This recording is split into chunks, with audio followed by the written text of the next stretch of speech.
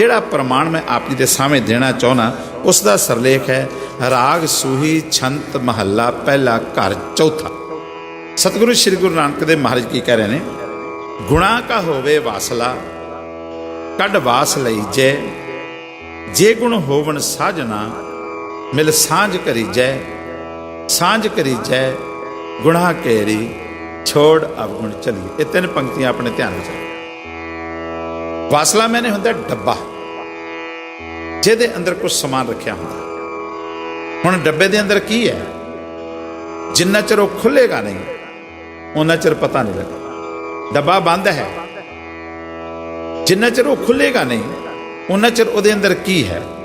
हुण किसी मनुख दे कोल सुगंधी दा डब्बा होवे, परफ्यूम सेंट उन्हें अपने डब्बे विच रखे होण, जिन्ना चिर वह खुलेगा नहीं उन्ना चिर नहीं पता लगेगा उहदे विच की है। धन गुरु ग्रंथ साहिब महाराज की पितर बाणी प्यो दादे का एक खजाना है, इस 1430 पन्ने अंदर बंद पिया है और उहदे उत्ते बड़ी मजबूत जिल्द चढ़ी हुई है। उहदे उत्ते सोने रमाले पाए हुए हैं, उहदी अच्छी डेकोरेशन करके उसने संभालिया है। एक वाहिगुरू परमात्मा दे खसम दी बाणी का एक खजाना साडे कोल पिया है।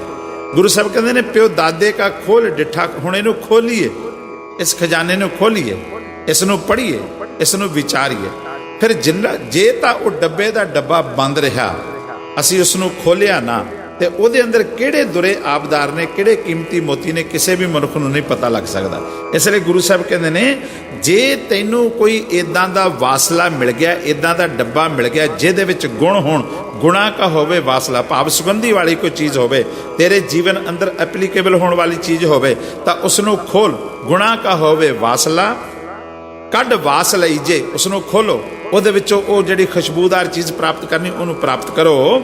ਜੇ ਗੁਣ ਹੋਵਣ ਸਾਜਨਾ ਮਿਲ ਸਾਂਝ ਕਰੀ ਜੇ, ਤੈਨੂੰ ਕੋਈ ਇਹੋ ਜਿਹਾ ਬੰਦਾ ਮਿਲ ਜਾਏ, ਸਤਸੰਗ ਵਿੱਚ ਆ, ਰੱਬ ਦੇ ਪਿਆਰੇ ਤੇ ਚੱਲਣ ਵਾਲ ਵਿੱਚ ਬੈਠ, ਇਹਨਾਂ ਲੋਕਾਂ ਦੇ ਵਿੱਚ ਬੈਠ, ਤਾਂ ਇਹਨਾਂ ਦੇ ਕੋਲੋਂ ਕੋਈ ਨਾ ਕੋਈ ਗੁਣ ਗ੍ਰਹਿਣ ਕਰਨ ਦੀ ਬਿਰਤੀ ਤੇਰੀ ਹੋਣੀ ਚਾਹੀਦੀ ਹੈ।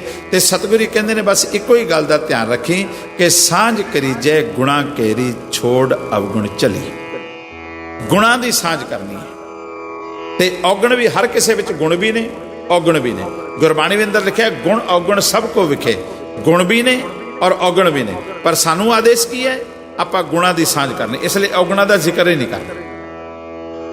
ਜੇ ਆਪਾਂ ਦੋਨੋਂ ਹੀ ਗੱਲਾਂ ਵਿਚਾਰਾਂਗੇ ਤੇ ਆਪਾਂ ਗੁਣਾਂ ਦੀ ਵੀ ਗੱਲ ਕਰ ਸਕਦੇ ਹਾਂ ਤੇ ਔਗਣਾਂ ਦੀ ਵੀ ਗੱਲ ਕਰ ਸਕਦੇ ਹਾਂ, ਪਰ ਗੁਰੂ ਸਾਹਿਬ ਕਹਿੰਦੇ ਨੇ ਔਗਣਾਂ ਦੀ ਤੂੰ ਗੱਲ ਹੀ ਨਹੀਂ ਕਰਨੀ, ਗੁਣਾਂ ਦੀ ਸਾਂਝ ਕਰਨ ਦਾ ਯਤਨ ਕਰਨਾ ਹੈ। ਤੇ ਜਦੋਂ ਅਸੀਂ ਗੁਰੂ ਘਰ ਆਵੀਏ, ਜਦੋਂ ਕਿਸੇ ਰੱਬ ਦੇ ਪਿਆਰੇ ਕੋਲ ਬੈਠਣ ਦਾ ਮੌਕਾ ਬਣੇ, ਜਦੋਂ ਧੰਨ ਗੁਰੂ ਗ੍ਰੰਥ ਸਾਹਿਬ ਮਹਾਰਾਜ ਦੀ ਪਿੱਤਰ ਬਾਣੀ ਪੜ੍ਹੀਏ, ਤਾਂ ਇਸ ਪੰਕਤੀ ਨੂੰ ਆਪਣੇ ਧਿਆਨ ਵਿੱਚ ਰੱਖ ਕੇ ਬਾਣੀ ਪੜ੍ਹਨੀ, ਇਸ ਪੰਕਤੀ ਨੂੰ ਧਿਆਨ ਵਿੱਚ ਰੱਖ ਕੇ ਕਿਸੇ ਨਾਲ ਗੱਲਬਾਤ ਕਰਨੀ। ਉਹਦੇ ਕੋਲੋਂ ਗੁਣ ਗ੍ਰਹੀ ਬਿਰਤੀ ਜੇ ਸਾਡੀ ਹੋਵੇਗੀ ਤਾਂ ਅਸੀਂ ਉਹਦੇ ਕੋਲੋਂ ਗੁਣ ਲੈ ਸਕਦੇ ਹਾਂ। ਪਰ ਸਤਿਗੁਰੂ ਸ਼੍ਰੀ ਗੁਰੂ ਅਮਰਦਾਸ ਮਹਾਰਾਜ ਕਹਿੰਦੇ ਨੇ ਕਿ ਹੇ ਵਾਹਿਗੁਰੂ ਪਰਮਾਤਮਾ, ਮੈਂ ਕੀ ਕਰਾਂ, ਮਨੁੱਖ ਦੀ ਬਿਰਤੀ ਕੈਸੀ ਬਣ ਗਈ ਹੈ। ਲੋਕ ਅਵਗਣਾ ਕੀ ਬੰਨੇ ਗੰਠੜੀ ਗੁਣ ਨਾ ਵਿਹਾਜੇ, ਕੋਈ ਆਖੋ ਸਤਨਾਮ। ਲੋਕ ਔਗਣ ਹੀ ਇਕੱਠੇ ਕਰਦੇ ਫਿਰਦੇ ਨੇ, ਲੋਕਾਂ ਦੀ ਬਿਰਤੀ ਬਣ ਗਈ ਹੈ ਔਗਣ ਇਕੱਠੇ ਕਰਨ ਦੀ। ਫਲਾਣਾ ਕੀ ਕਰ ਰਿਹਾ ਹੈ, ਉਹ ਕਿੱਥੇ ਜਾ ਰਿਹਾ ਹੈ, ਉਹ ਕੀ ਖਾ ਰਿਹਾ ਹੈ, ਉਹ ਕੀ ਪੀ ਰਿਹਾ ਹੈ, ਉਹ ਕਿਹੜਾ ਕੰਮ ਕਰਦਾ ਹੈ, ਉਹ ਕਿੱਦਾਂ। ਲੋਕ ਦੂਸਰਿਆਂ ਦੀ ਪੜਚੋਲ ਕਰਦਿਆਂ ਬਜਾਏ ਇਹਦੇ ਵੀ ਉਹ ਤੋਂ ਕੋਈ ਚੰਗੀ ਗੱਲ ਗ੍ਰਹਿਣ ਕਰਨ ਦਾ ਯਤਨ ਕਰੀਏ, ਉਹ ਤੋਂ ਔਗਣਾਂ ਦੇ ਹੀ ਇਹ ਤਾਂ ਇੱਦਾਂ ਹੈ ਜੀ, ਇਹ ਤੇ ਇੱਦਾਂ, ਇਹ ਇੱਦਾਂ ਦੀ ਬਿਰਤੀ ਮਨੁੱਖ ਨੂੰ ਔਗਣ ਲੱਭਣ ਵਿੱਚ ਹਮੇਸ਼ਾ ਤਤਪਰ ਰੱਖਦੀ ਹੈ। ਤੇ ਲੋਕ ਫਿਰ ਔਗਣ ਇਕੱਠੇ ਕਰਦੇ ਰਹਿੰਦੇ ਨੇ। ਲੋਕ ਅਵਗਣਾ ਕੀ ਬੰਨੇ ਗੰਠੜੀ ਗੁਣ ਨਾ ਵਿਹਾਜੇ ਕੋਈ। ਅੱਜ ਆਪਾਂ ਇੱਕ ਟੌਪਿਕ ਪ੍ਰਾਰੰਭ ਕਰਨ ਲੱਗੇ ਹਾਂ। ਗੁਰੂ ਗ੍ਰੰਥ ਸਾਹਿਬ ਮਹਾਰਾਜ ਦੇ ਪੰਨਾ 766 ਉੱਤੇ ਹੈ। ਇਸ ਡੱਬੇ ਦੇ ਅੰਦਰ ਕੀ ਬੰਦ ਹੈ, ਪਿਓ ਦਾਦੇ ਕਾ ਖੋਲ ਡਿਠਾ ਖਜ਼ਾਨਾ ਤਾਂ ਮੇਰੇ ਮਨ ਭਇਆ ਨਿਦਾਨਾ। ਅਸੀਂ ਇਸ ਖਜ਼ਾਨੇ ਨੂੰ ਖੋਲੀਏ ਤੇ ਹੁਣ ਗੁਣਾਂ ਦੀ ਆਪਾਂ ਗੱਲ ਕਰਨੀ ਹੈ। ਮੈਂ ਔਗਣਾਂ ਦਾ ਜ਼ਿਕਰ ਨਹੀਂ ਕਰਨਾ।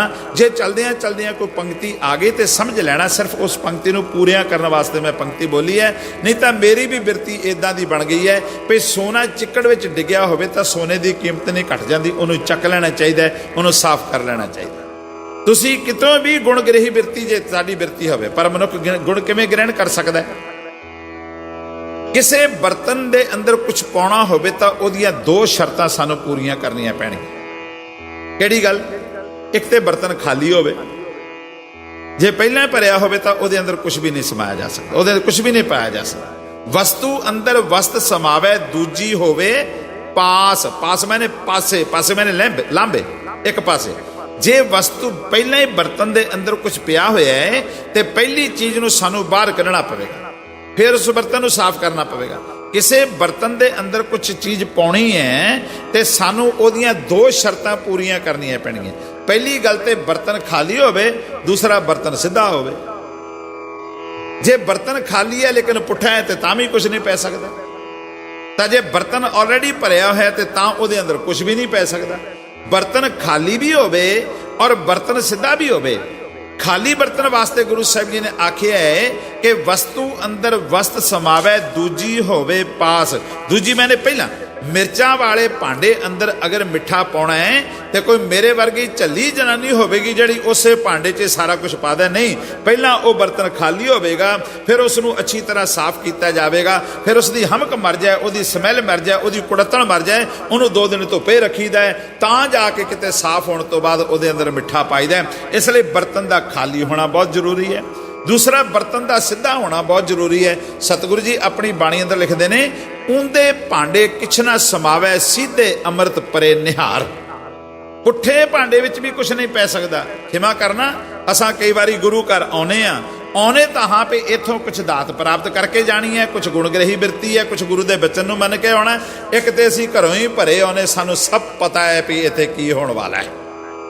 ਇਸ ਲਈ ਉਹ ਬੰਦਾ ਵੀ ਕੁਝ ਨਹੀਂ ਇੱਥੋਂ ਗ੍ਰਹਿਣ ਕਰ ਸਕਦਾ ਜਿਹਨੂੰ ਪਤਾ ਹੋਵੇ ਵੀ ਸਭ ਕੁਝ। ਇੱਕ ਬੰਦਾ ਮੈਨੂੰ ਕਹਿੰਦਾ ਭਾਈ ਸਾਹਿਬ ਜੀ ਇੰਨੇ ਸਾਲ ਹੋ ਗਏ ਗੁਰਪੁਰਬ ਮਨਾਉਂਦਿਆਂ, ਹਾਲੀ ਵੀ ਕੁਝ ਗੁਰੂ ਦੀ ਗੱਲ ਬਾਕੀ ਹੈ ਜਿਹਦਾ ਸਾਨੂੰ ਨਾ ਪਤਾ ਹੋਵੇ। ਮੈਂ ਕਿਹਾ ਮੋਹਰੇ ਬੈਠ ਕੇ ਸੁਣੀ, ਮੈਂ ਤੈਨੂੰ ਦੱਸਾਂਗਾ, ਹਾਲੇ ਤੈਨੂੰ ਕੁਝ ਵੀ ਨਹੀਂ ਪਤਾ। ਇਸ ਲਈ ਜਿਹੜੇ ਮਨੁੱਖ ਘਰੋਂ ਹੀ ਭਰੇ ਆਉਂਦੇ ਨੇ ਵੀ ਸਾਨੂੰ ਸਭ ਕੁਝ ਪਤਾ ਹੈ, ਉਹ ਵੀ ਇੱਥੋਂ ਕੁਝ ਨਹੀਂ ਲੈ ਸਕਦੇ। ਦੂਸਰਾ, ਆਉਂਦੇ ਤੇ ਹੈਨ ਮਨੁੱਖ ਪਰ ਇੱਥੇ ਪੁੱਠਾ ਹੀ ਭਾਂਡਾ ਲੈ ਕੇ ਆਉਂਦੇ ਨੇ, ਪੁੱਠਾ ਹੀ ਬਰਤਨ ਲੈ ਕੇ ਆਉਂਦੇ ਨੇ। ਹੁਣ ਮੀਂਹ ਪੈ ਰਿਹਾ ਹੋਵੇ ਤੇ ਬਰਤਨ ਪੁੱਠਾ ਹੋਵੇ ਤਾਂ ਉਹਦੇ ਅੰਦਰ ਇੱਕ ਵੀ ਬੂੰਦ ਨਹੀਂ ਪੈ ਸਕਦੀ। ਅਸੀਂ ਕੁਝ ਨਹੀਂ ਕਰਨਾ। ਇੱਕ ਤੇ ਇਦਾਂ ਆਉਣਾ ਹੈ ਕਿ ਮਹਾਰਾਜ ਮੈਨੂੰ ਕੁਝ ਨਹੀਂ ਪਤਾ, ਮੈਂ ਅਜਾਨ ਜਨ, ਮੇਰੀ ਮਤ ਥੋੜੀ ਰਾਮ, ਮੈਨੂੰ ਕੁਝ ਨਹੀਂ ਪਤਾ, ਇਸ ਲਈ ਮੈਂ ਕੁਝ ਸਿੱਖਣ ਵਾਸਤੇ ਆਇਆ। ਦੂਸਰਾ, ਇੱਥੇ ਆ ਕੇ ਭਾਂਡਾ ਸਿੱਧਾ ਕਰਨਾ। ਆਚਾਰੀਆ ਰਜਨੀਸ਼ ਨੂੰ ਉਸਦੇ ਡਿਸਾਈਪਲਸ ਨੇ ਪੁੱਛਿਆ, ਉਸਦੇ ਚੇਲਿਆਂ ਨੇ ਪੁੱਛਿਆ, ਭਈਆ ਸਿੱਖ ਲੋਕ ਬੜੀ ਰਹਿਤ ਦੀ ਗੱਲ ਕਰਦੇ ਨੇ, ਬੜੀ ਰਹਿਤ ਦੀ ਗੱਲ ਕਰਦੇ ਨੇ, ਰਹਿਤਾਂ ਵਿੱਚ ਰਵੋ। ਗੁਰੂ ਸਾਹਿਬ ਕਹਿੰਦੇ ਨੇ ਰਹਿਤ ਪਿਆਰੀ ਮੁਝ ਕੋ, ਤੁਹਾਡਾ ਇਹਦੇ ਬਾਰੇ ਕੀ ਖਿਆਲ? ਲੋਕ ਸਾਡੇ ਵਾਸਤੇ ਗੱਲਾਂ ਕਰਦੇ ਨੇ, ਦੂਸਰੇ ਧਰਮਾਂ ਦੇ ਬੰਦੇ ਸਾਡੇ ਧਰਮ ਦੀਆਂ ਗੱਲਾਂ ਕਰਦੇ ਨੇ। ਉਹਨੂੰ ਪੁੱਛਿਆ, ਮੈਂ ਪੂਨੇ ਉਸਦਾ ਆਸ਼ਰਮ ਦੇਖ ਕੇ ਆਇਆ, ਉਸਨੂੰ ਪੁੱਛਿਆ, ਉਹ ਕਹਿੰਦਾ ਦੇਖੋ ਵੀ ਪਿਆਰਿਓ, ਹਰ ਧਰਮ ਦੀ ਆਪਣੀ ਕੋਈ ਨਾ ਕੋਈ ਮਰਿਆਦਾ ਹੈ, ਆਪਣੀ ਕੋਈ ਨਾ ਕੋਈ ਡਿਸਪਲਿਨ ਹੈ। ਜੇ ਇਸਲਾਮ ਅੰਦਰ ਵੀ ਜਾਓਗੇ ਤਾਂ ਉਹਦੇ ਅੰਦਰ ਵੀ ਆਖਰ ਕੋਈ ਮਰਿਆਦਾ ਨਿਭਾਓਗੇ ਤਦ ਹੀ ਅਸੀਂ ਮੁਸਲਮਾਨ ਕਹਿਲਾ ਸਕਦੇ ਹਾਂ। ਜੇ ਸਨਾਤਨ ਮਤ ਹਿੰਦੂ ਮਤ ਵਿੱਚ ਜਾਵਾਂਗੇ ਤਾਂ ਉਹਦੀ ਵੀ ਕੋਈ ਨਾ ਕੋਈ ਮਰਿਆਦਾ ਨਿਭਾਵਾਂਗੇ ਤਦ ਹੀ ਆਪਾਂ ਹਿੰਦੂ ਕਹਾ ਸਕਦੇ ਹਾਂ। ਤਾਂ ਇਦਾਂ ਹੀ ਇਹ ਲੋਕ ਜਿਹੜੇ ਸਿੱਖ ਮਤ ਦੇ ਅੰਦਰ ਰਹਿਤ ਮਰਿਆਦਾ ਦੀ ਗੱਲ ਕਰਦੇ ਨੇ, ਰਹਿਤ ਮਰਿਆਦਾ ਵਿੱਚ ਆਉਣਾ, ਆਪਣਾ ਭਾਂਡਾ ਸਿੱਧਾ ਕਰਨਾ ਹੈ, ਭਾਂਡਾ ਸਿੱਧਾ ਹੋ ਜਾਏਗਾ, ਰਹਿਤ ਮਰਿਆਦਾ ਵਿੱਚ ਆਪੇ ਹੀ ਆ ਜਾਓਗੇ। ਆਖੋ ਸਤਨਾਮ। ਹੁਣ ਸਿਆਣੇ ਬੰਦੇ ਨੇ ਸਿਆਣੀ ਗੱਲ ਕੀਤੀ, ਪਰ ਅਸੀਂ ਗੁਰੂ ਦੀਆਂ ਗਲਤੀਆਂ ਕੱਢਣ ਵਾਸਤੇ ਆਉਨੇ ਆ, ਕਿਉਂਕਿ ਅਸੀਂ ਘਰੋਂ ਹੀ ਭਰੇ ਹੋਏ ਆਉਨੇ। ਇਸ ਲਈ ਉਹ ਬੰਦਾ ਵੀ ਕੁਛ ਨਹੀਂ ਗ੍ਰਹਿਣ ਕਰ ਸਕਦਾ ਜਿਹਦਾ ਭਾਂਡਾ ਪਹਿਲਾਂ ਹੀ ਭਰਿਆ ਹੋਵੇ। ਇਸ ਲਈ ਇੱਥੇ ਆ ਕੇ ਤਾਂ ਇਹੀ ਕਹਿਣਾ ਹੈ ਕਿ ਮੇਰੀ ਮਤ ਥੋੜੀ ਰਾਮ, ਮਹਾਰਾਜ ਮੈਨੂੰ ਕੁਛ ਕਿਰਪਾ ਕਰੋ, ਮੇਰੇ ਅੰਦਰ ਵੀ ਕੋਈ ਗੁਣ ਆਵੇ, ਕੋਈ ਨਿਮਰਤਾ ਦਾ ਆਵੇ, ਕੋਈ ਹਲੀਮੀ ਦਾ ਆਵੇ, ਕੋਈ ਮਿਠਾਸ ਦਾ ਆਵੇ, ਕੋਈ ਆਜਜ਼ੀ ਦਾ ਆਵੇ। ਪਰ ਉਹ ਤੇ ਆਏ ਨੇ, ਸਾਡੇ ਅੰਦਰ ਕੁੜੱਤਣ ਆ ਗਈ, ਸਾਡੇ ਅੰਦਰ ਕ੍ਰੋਧ ਆ ਗਿਆ, ਸਾਡੇ ਅੰਦਰ ਹੰਕਾਰ ਆ ਗਿਆ, ਬਰਤਨ ਪਹਿਲਾਂ ਹੀ ਭਰਿਆ। ਜੇ ਖਾਲੀ ਹੈ ਤਾਂ ਅਸੀਂ ਪੁੱਠਾ ਲੈ ਕੇ ਆਉਨੇ ਆ ਤੇ ਇੱਥੋਂ ਜਿਹੇ ਜਿਹੇ ਆਏ ਆ ਉਹੋ ਜਿਹੇ ਵਾਪਸ ਚਲੇ ਗਏ। ਇਸ ਲਈ ਗੁਰੂ ਸਾਹਿਬ ਕਹਿੰਦੇ ਨੇ, ਉਂਦੇ ਭਾਂਡੇ ਕਿਛ ਨਾ ਸਮਾਵੈ, ਸਿੱਧੇ ਅੰਮ੍ਰਿਤ ਪਰੇ ਨਿਹਾਰ। ਰਹਿਤ ਵਿੱਚ ਆਉਣਾ ਸਿਰਫ ਆਪਣਾ ਭਾਂਡਾ ਸਿੱਧਾ ਕਰਨਾ। ਆਚਾਰੀਆ ਰਜਨੀਸ਼ ਕਹਿੰਦਾ ਭਾਂਡਾ ਸਿੱਧਾ ਹੋ ਜਾਏਗਾ, ਬਾਰਿਸ਼ ਪੈਂਦੀ ਤੇ ਉੱਤੇ ਲਬਾਲਬ ਹੋ ਜਾਏਗਾ। ਲਬਾਲਬ ਹੋਇਆ ਬਰਤਨ ਹੀ ਕਿਸੇ ਪਿਆਸੇ ਦੀ ਪਿਆਸ ਬੁਝਾ ਸਕਦਾ ਹੈ। ਜੇ ਭਾਂਡੇ ਵਿੱਚ ਆਪੇ ਹੀ ਕੁਛ ਨਾ ਹੋਵੇ ਤਾਂ ਕਿਸੇ ਪਿਆਸੇ ਦੀ ਕੀ ਪਿਆਸ ਬੁਝਾ ਸਕਦਾ ਹੈ?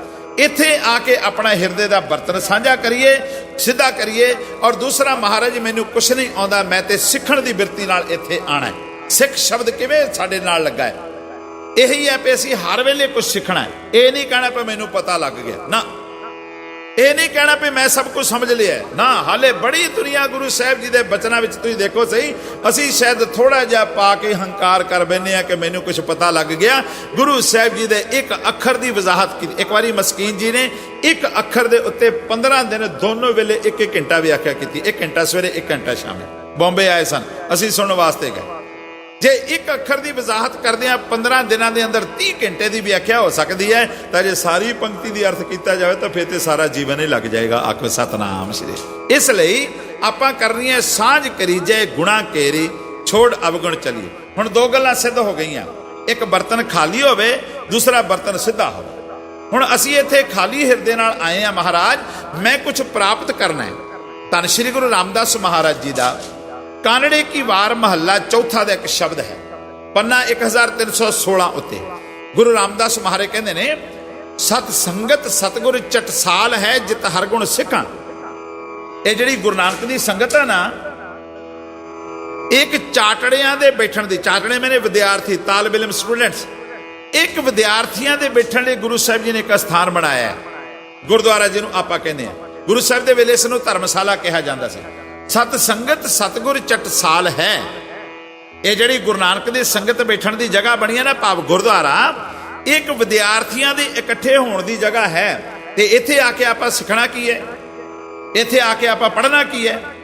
उपदेश है गुरु ग्रंथ साहिब महाराज जी का, पढ़ाउण वास्ते सुनने वास्ते तुसीं मैं जिहा मूर्खां नूं भी ला देने, पर तुहाडी किरपा नाल गुरु की गल सही तरीके नाल तुहाडे तक पहुंचाउण दा साडा फर्ज बनदा है। जित हर गुण सिखा, इत्थे पाठ है सिखा, सस्से नूं सियारी खखे नूं खा कन्ना, पर इसका शुद्ध उच्चारण होवेगा सिखा। मैं इत्थे वाहिगुरू परमात्मा नूं रिझाउण दे चज आचार सीखण वास्ते आया, ते वाहिगुरू परमात्मा गुणां दी सांझ नाल ही साडे नाल सांझ पा सकदा है। इसलिए धन श्री गुरु नानक देव महाराज कहंदे ने कि गुणा का होवे वासला कढ वास लीजे, जे गुण होवन साझ ना मिल सांझ करीजे, सांझ करीजे गुणा केरी छोड़ अवगुण चलिए। हुण कौन मनुख ये गल कह सकता है कि मैं हिरदे तो खाली हाँ, मैं सीखण वास्ते आया। इसनों कबीर जी अपने शब्द अंदर कहते हैं, कबीर सब ते हम बुरे हम तज भलो सब कोए, जिन ऐसा कर बूझिया मीत हमारा सोए। कबीर जी कहते हैं तुसीं सारे मेरे नालों चंगे हो। आपां भी कहिए दूसरे नूं, हाँ जी आप जी मेरे नालों चंगे, आप जी मेरे नालों विद्वान हो, तुहाडे कोल तजर्बा है, तुहाडे कोल विद्या है, तुहाडे कोल ज्ञान है। इस गल नूं धन श्री गुरु नानक देव महाराज जी ने सूही राग दे एक शब्द अंदर भी आख्या है, सूही महला पहला, हम नहीं चंगे बुरा नहीं कोई। कौन कह सकता है? हालांकि गुरु नानक देव महाराज अंदर कोई बुराई सी, गुरु नानक देव महाराज विच कुछ औगण सी, पर उन्होंने अपने आप को इदा आख्या कि जेता समुद्र सागर नीर भरिया तेते औगण हमारे। इन्ने औगण ने मेरे अंदर, गुरु नानक देव महाराज अंदर औगण सन, पर उन्होंने समझाउण वास्ते आखे है कि मेरी बिरती इदां दी है कि हम नहीं चंगे बुरा नहीं कोई, प्रणवत नानक तारे से। जिस मनुख की ऐसी बिरती होगी वो इस पंक्ति के अर्थ समझ सकता है कि सांझ करी जाए गुणा केरी छोड़ अवगुण चलिए। एक मिनट में आप जी का होर लेना। द्वापर युग के अंदर दो बहुत महान व्यक्ति होए ने। द्वापर युग की गल कर लगा। एक सी कुल गुरु द्रोणाचार्य, एक सी कुल गुरु कृपाचार्य, जिसने पांडवा और कौरवां नूं विद्या दी।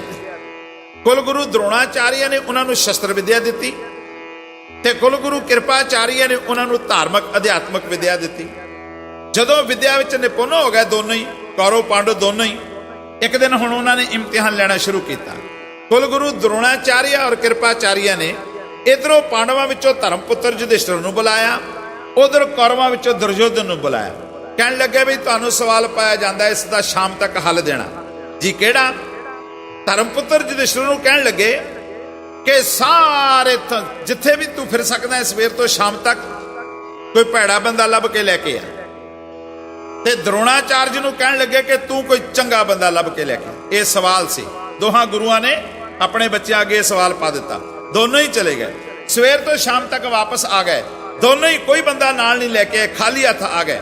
ते धर्मपुत्र युधिष्ठिर कहण लगे भई गुरु जी मैं सवेर तो शाम तक लभदा रहा किसी भैड़े बंदे नूं, मैनू कोई मिल पवे, मैनू कोई मिल पवे।